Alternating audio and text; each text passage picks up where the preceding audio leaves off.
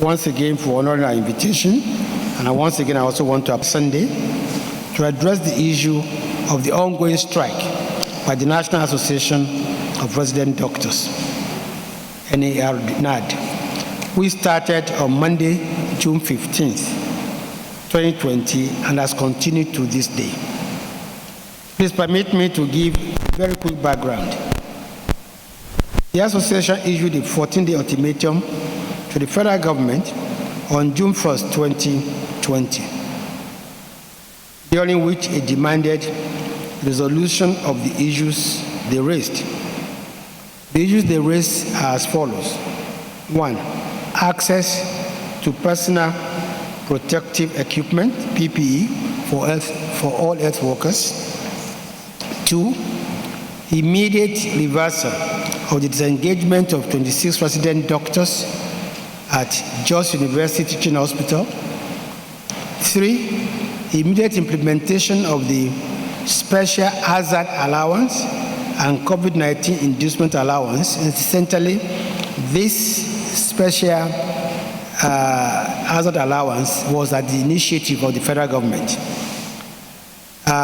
They demanded also for the capturing of funding for medical residency training program in the 2021 appropriation bill. 5, payment of all arrears of consequential adjustment of the national minimum wage to its members and implementation of such in the state tertiary health institutions.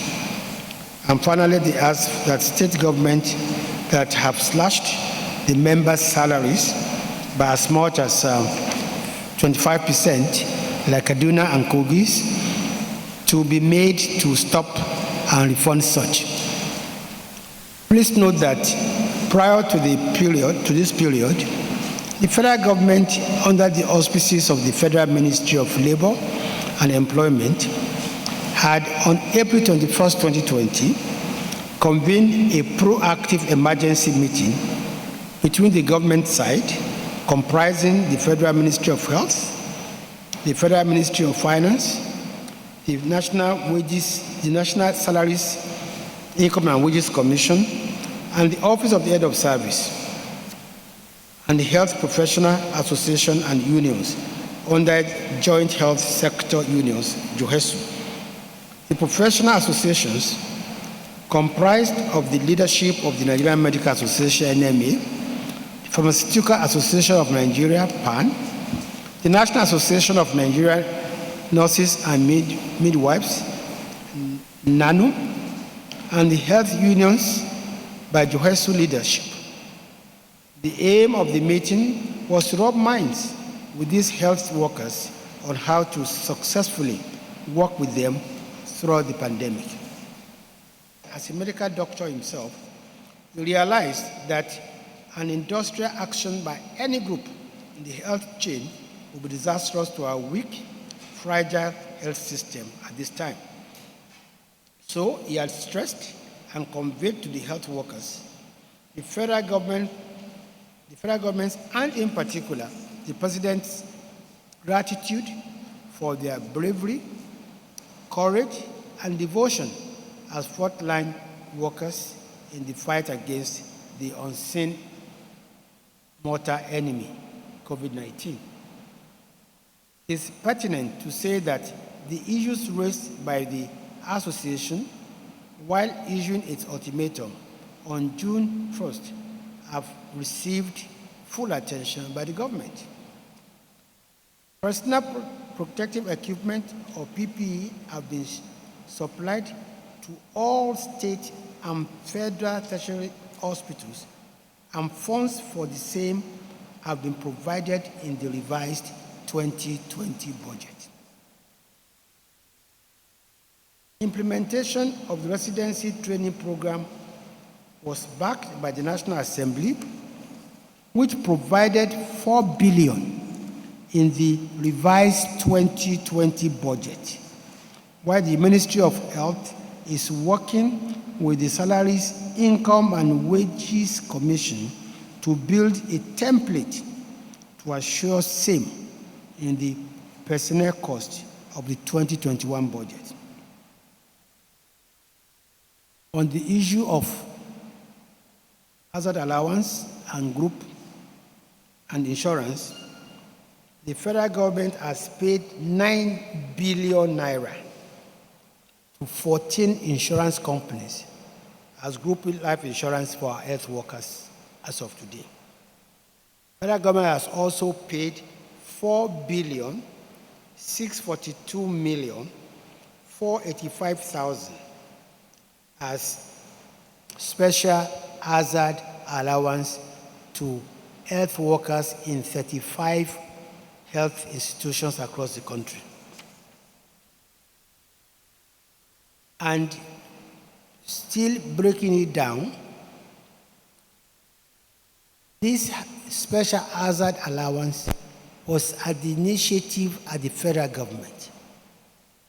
And I can break it down that it consists of 50% of consolidated basic salary to all workers in all COVID-19 designated hospitals and centers. It also comprises of 20% of consolidated salary, basic salary, as extra special allowance to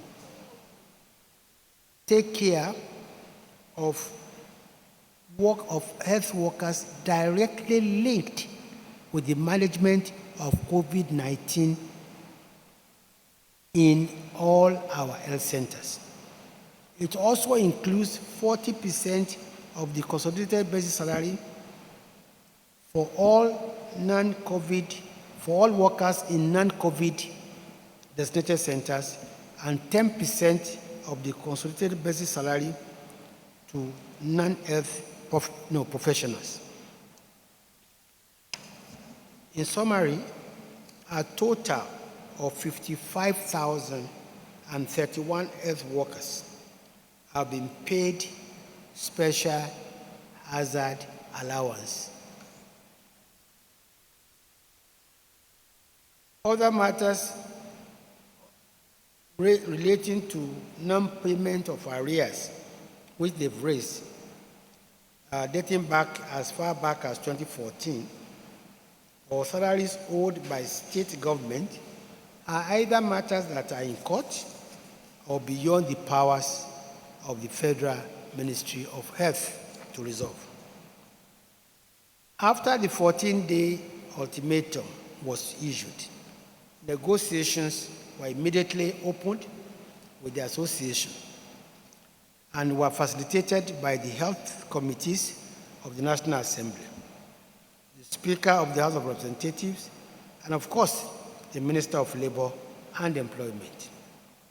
Gentlemen, despite the payment of 9 billion as group life insurance, over 4.642 billion in special hazard allowance, provision of PPE, as well as addressing other issues raised by the resident doctors, they still opted to proceed on strike.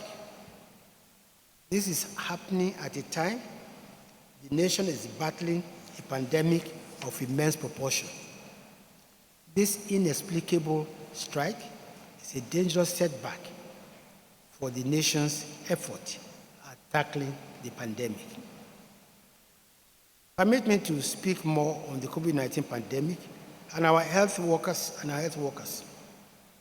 Gentlemen, as we have always said, the health workers are our heroes. They have been in the forefront of the effort to contain the pandemic. In the process, many have been infected with the virus.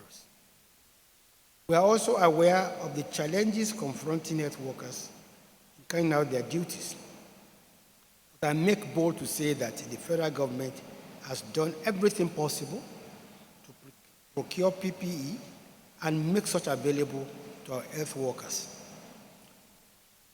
Of course, the fact that this is a global pandemic has also created a global shortage for personal protective equipment worldwide. And not just PPEs, but other requirements for fighting the pandemic. Not even the developed countries have been able to procure all that they require, such as PPEs and ventilators. But Nigeria has prioritized this and has also succeeded in procuring as many PPEs as possible for distribution to our health workers. As a matter of fact, we have a stockpile of PPEs for emergency situations. Apart from the provision of PPEs and other equipment, the federal government has done the following in its fight against the pandemic. It has expanded the number of testing laboratories from 2 to 38. It has trained over 13,000 health workers in infection prevention and control. It has developed policies and protocols for testing Nigerians returning from abroad. It has developed policies and protocols for integration of primary health care into a national response. It has also developed a stronger and sustainable policy for community engagement and risk communication. And it's also increased the isolation center bed spaces from 3,000 to over 5,000 nationwide. We've reeled out the details of the efforts made by the federal government to strengthen the nation's capacity to respond robustly to the pandemic, as well as to protect our health workers. We've also informed you that the government has we have also informed that the government has already paid hazard allowances and group life insurance for the health workers. This is a responsible government, and it has acted responsibly to avert this needless strike.